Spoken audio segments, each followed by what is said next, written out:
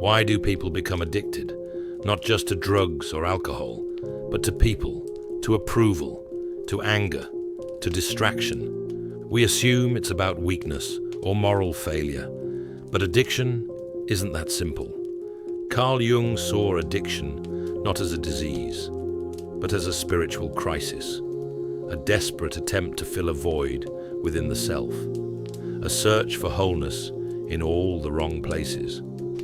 Most people think they're just trying to feel good, but often they're just trying to stop feeling bad. And unless we understand what the addiction is protecting them from, we'll never understand why it exists at all. And if we never face the truth about addiction, we may never understand our own.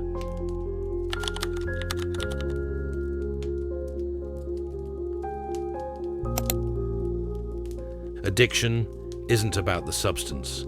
It's about the pain underneath it. It's not a failure of willpower. It's an attempt to cope, to survive, to self-regulate when nothing else works. At its core, addiction is a relationship. A person turns to something, alcohol, porn, validation, work, not because they're weak, but because something inside them is hurting. And for a moment, the behavior quiets that hurt. But that moment never lasts. Addiction is often misunderstood as a chase for pleasure. But for most people, it's not about feeling good. It's about not feeling bad. It's about escaping shame, loneliness, fear, grief, or a sense of inner emptiness that feels unbearable. From a Jungian perspective, addiction reflects a deeper issue: disconnection from the self. Jung believed the psyche seeks wholeness. When we exile parts of ourselves, our anger, our vulnerability, our sadness, those parts don't disappear. They go underground, and they start to act out in ways we can't control. That's what addiction often is: a cry from the shadow, the part of us that's been silenced. The behavior is a symbolic substitute for something lost: love, safety, purpose, integration. In a society that worships productivity and numbs discomfort, addiction becomes easy to hide and easy to feed. You don't have to drink to be addicted. You can be addicted to control, to your phone, to being needed, to never stopping. The real question isn't what someone is addicted to, it's why. What is the addiction trying to manage? What is it distracting from? What was never healed? Until we answer those questions, we're not treating the addiction, we're just suppressing its symptoms. And to understand those symptoms, we have to explore what happens when the self splits and the shadow takes over.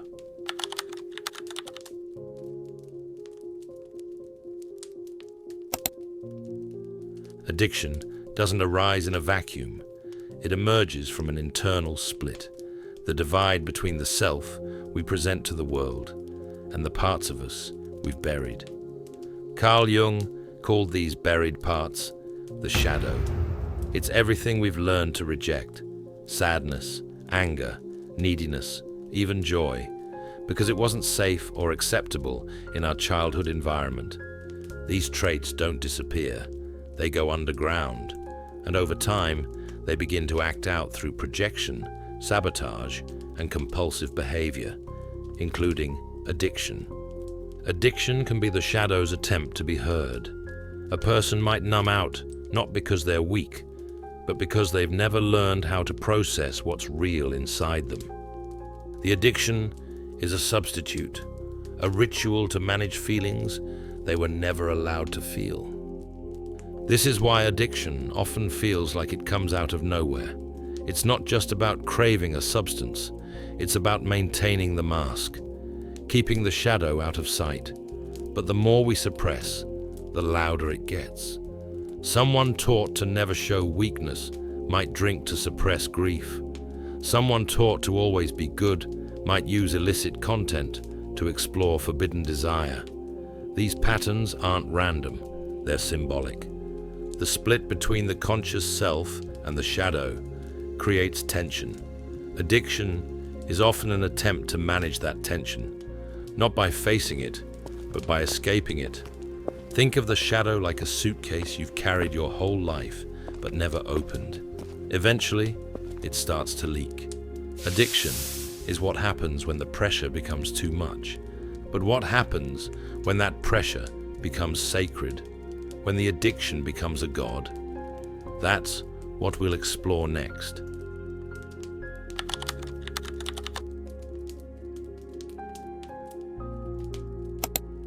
Addiction doesn't just numb pain, it creates meaning. Over time, it becomes ritualized, predictable, sacred even. What starts as an escape slowly turns into devotion. The substance, the behavior, the cycle. It offers something that life never seemed to: control, relief, purpose. And the addict doesn't just crave it, they serve it. Carl Jung once said, "You can take away a man's gods, but only to give him others in return." In the absence of wholeness, the psyche will cling to anything that mimics it. If the soul is starving, even poison feels like nourishment. That's what makes addiction so powerful. It doesn't just promise pleasure, it promises transcendence, a way to step outside of the self, even for a moment, a way to feel something. This is where mythology gives us language. Modern psychology can't. In Greek myth, Dionysus is the god of wine, madness, and emotional ecstasy. He represents the breakdown of boundaries, the loosening of what's rigid, the eruption of what's buried. Dionysus is freedom from the persona. He is the unconscious, unleashed. Worshipping Dionysus meant stepping into trance states, ritual chaos, and ecstatic release. But he's not a gentle god. He liberates, yes, but without balance, he also destroys. The addict lives in this cycle, chasing the high that once felt liberating, now feels like annihilation. Dionysus becomes their inner god, worshipped through repetition, sacrifice, and suffering. And like all false gods, addiction begins to demand more. It asks for your time, your relationships, your health, your sense of self, and you give it because it once made you feel alive. Someone addicted to control may not be chasing power. They might be running from helplessness. Someone addicted to validation isn't selfish. They may have been unseen for so long that attention feels like oxygen. These addictions become symbols for what was lost, what was never allowed, what was never healed. Addiction is like lighting a candle in a cave. At first, it reveals what's inside. But if you never leave, the wax consumes the oxygen, and you suffocate in the very place you thought would save you. And that's the great tragedy. The addicted person isn't wrong for craving something deeper. They were just taught to look for it in the wrong place. But if addiction is rooted in the unconscious, then why doesn't willpower work? And what actually does?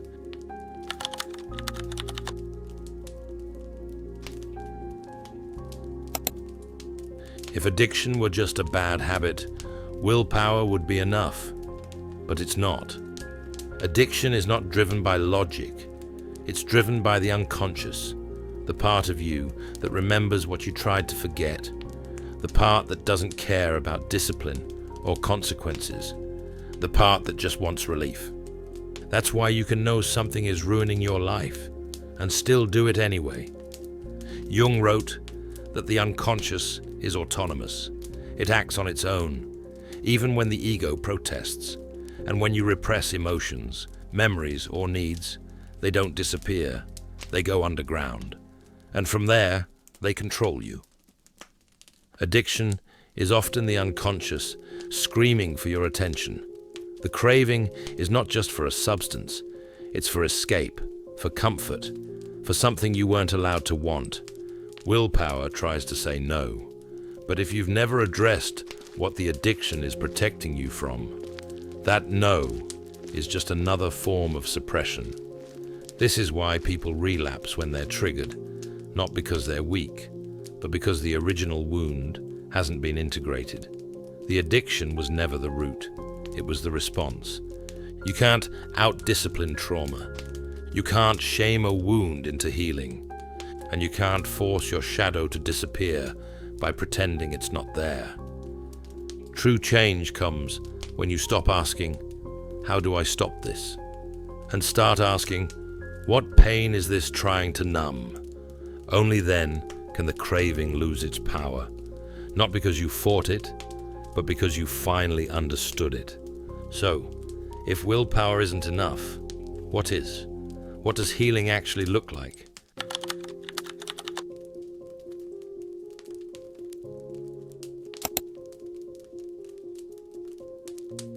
Healing addiction isn't about perfection, it's about integration.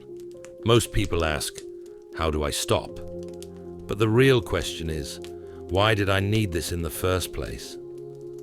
Addiction is a symptom. The cause is often hidden. Shame, grief, loneliness, unmet needs, disowned parts of the self that were never allowed to exist. From a Jungian perspective, the path to healing begins when we stop trying to eliminate the shadow and start trying to understand it. You don't heal by crushing the craving. You heal by listening to it.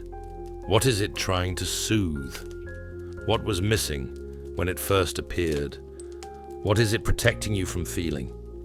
The answer isn't just sobriety, it's wholeness. Here's what that might look like in practice. Acknowledge the wound. Name the pain. Where did it begin? What are you still carrying? Decode the craving. What does the addiction symbolize? Is it safety, attention, control? Reclaim the exiled parts. What emotions or needs were you taught to suppress? Can you welcome them now? Reconnect, internally and externally. Addiction thrives in isolation.